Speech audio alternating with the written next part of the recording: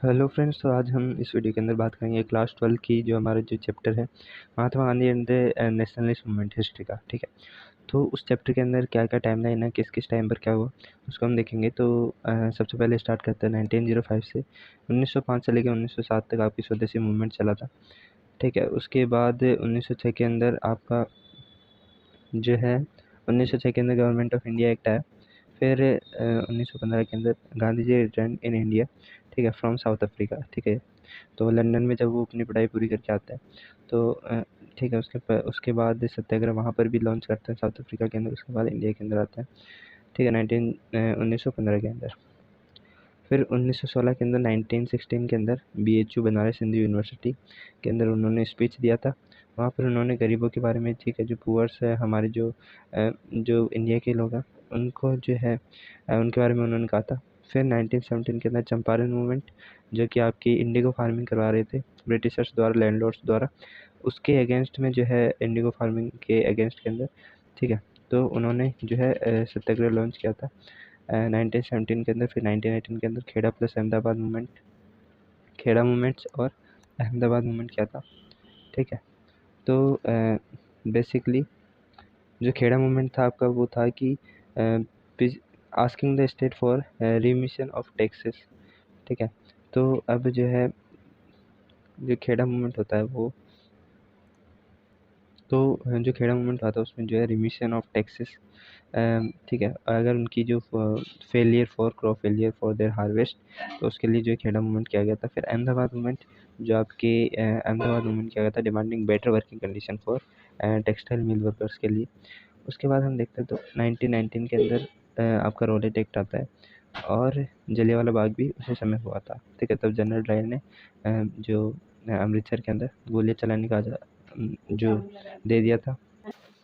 फिर इसके बाद जो है रोलेक्ट एक्ट आया, सिडनी रोलेक्ट एक्ट। ठीक है, तो 1919 के अंदर फिर जलियांवाला बाग हुआ। उसके बाद 1920 से 21 तक खलीफत मूवमेंट चला, जिसमें हिंदू मुस्लिम जो यूनिटी है उसके लिए गांधी जी ने खलीफत मूवमेंट के अंदर जो कि हो रहा था उसके अंदर पार्टिसिपेट किया। ठीक है, और उसको सपोर्ट किया। उसके बाद 1921 के अंदर नॉन कोऑपरेशन मूवमेंट, जिसमें किसी भी चीज़ में कोऑपरेशन नहीं करना है, जो भी ब्रिटिशर्स से ये जो रूल्स एंड रेगुलेशन थी या जो हमारे ऊपर जो ड्यूटीज़ थी या फिर हम, ठीक है, तो हमें उन सब में किसी में भी कोऑपरेशन नहीं करना। उसके बाद 1922 के अंदर चौरी चौरा इंसिडेंट, जिसकी वजह से नॉन कॉर्पोरेशन मूवमेंट वापस ले लिया गया था। फिर 1928 के अंदर साइमन कमीशन आते हैं। साइमन कमीशन आया 1928 के अंदर। फिर 1929 के अंदर लाहौर सेशन हुआ, जिसमें जो लाहौर सेशन के अंदर जो आपके जो प्रेसिडेंट जवाहरलाल नेहरू थे, ठीक है, उन्होंने वहाँ पर लाहौर सेशन के अंदर दो थिंग्स करी। ठीक है, एक तो election of Jawaharlal Nehru as president हुआ और जो है आपके पूर्ण स्वराज की उधर घोषणा कर दी। ठीक है, और उसी समय 1900 फिर 1930 की अगर हम बात करें तो इंडिपेंडेंस डे के रूप में 26 जनवरी 1930 में कई जगह पर बनाया गया। ठीक है, बेसिकली मैंने यहाँ पे लिखा नहीं है, लेकिन इसका वो हो जाएगा। उसके बाद फिर दांडी मार्च 1930 के अंदर, ठीक है, जो कि आपका कितने दिनों तक चला था, 26 दिनों तक चला था। ठीक है, तो दांडी मार्च जो कि साबरमती से साबरमती से स्टार्ट हुआ था। ठीक है, और फिर हम बात करें तो आपका 1931 के अंदर first and second round table conference हुई थी और जिसके अंदर गांधी इम्पैक्ट भी हुआ था। ठीक है, first round table conference London में हुई थी, तो वहाँ पर तो वो गए नहीं। तो फिर उसके बाद जो है गांधी इम्पैक्ट होता है, गांधी और जो लॉर्ड इरविन है उसके बीच में वहाँ पे समझौता होता है। उसके बाद सेकेंड राउंड टेबल कॉन्फ्रेंस होती है, वहाँ पर वो जाते हैं। 1935 के अंदर गवर्नमेंट ऑफ इंडिया एक्ट आया। ठीक है, तो बेसिकली अगर मैं बात करूँ गवर्नमेंट ऑफ इंडिया एक्ट की, तो ये 3 बार आया था, 1906 और 1919 और 1935 के अंदर, 1909, 1919 और 1935 के अंदर। गवर्नमेंट ऑफ इंडिया एक्ट की अगर हम बात करें तो गवर्नमेंट ऑफ इंडिया एक्ट के अंदर ये हुआ था कि जो है उसके अंदर आपको कुछ रिप्रेजेंटेटिव सब जो है चुनने का अधिकार मिल गया था। ठीक है, रिप्रेजेंटेटिव गवर्नमेंट्स बनाने का। तो उसके अंदर हुआ क्या था कि अब जो कांग्रेस है, फिर उसने इलेक्शन लड़ा तो 11 प्रोविंसेस के अंदर कांग्रेस प्राइम मिनिस्टर हुए थे। ठीक है, सॉरी, 11 में से 8 प्रोविंस के अंदर कांग्रेस जीती और बाकी के अंदर मुस्लिम लीग।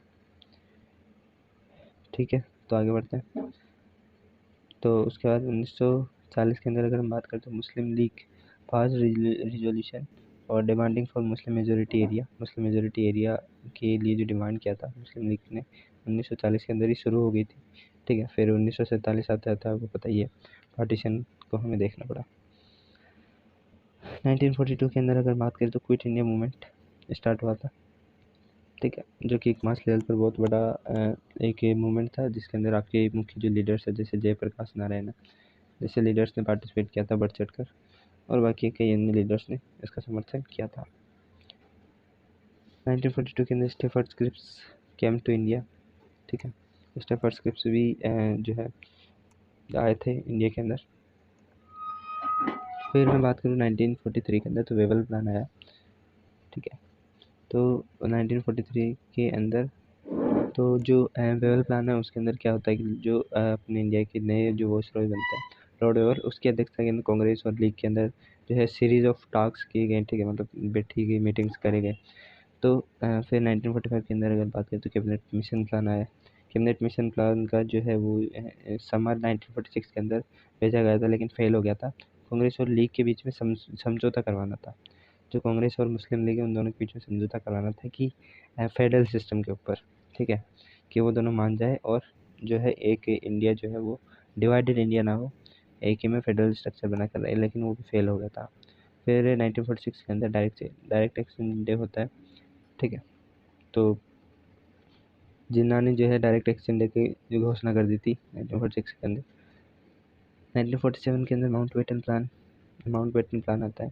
ठीक है, जो वेवल है उनको फिर रिप्लेस करके लॉर्ड माउंट बेटन का वाइसरॉय बनता है नए। तो फिर उन्होंने जो है लॉर्ड माउंट बेटन जो प्लान होता है, फिर उसके बाद में जो है इंडिया को एक freed India with also divided. ठीक है, तो उन्होंने जो ये अनाउंस किया था कि that British India would be freed but also divided. उसके बाद 1947 के अंदर इंडिपेंडेंस डे सेलिब्रेट किया जाता है। ठीक है, और 1948 के अंदर आपके गांधी जी है उनको नाथूराम गोडसे द्वारा गोली मारकर हत्या कर दी जाती है। तो बेसिकली हमने इस चैप्टर के अंदर जो भी इम्पोर्टेंट जो टाइमलाइन थी वो मैंने देखकर ख़त्म की। तो थैंक यू। अगर अच्छा लगे तो लाइक एंड सब्सक्राइब कर देना। मिलते हैं नेक्स्ट वीडियो के अंदर।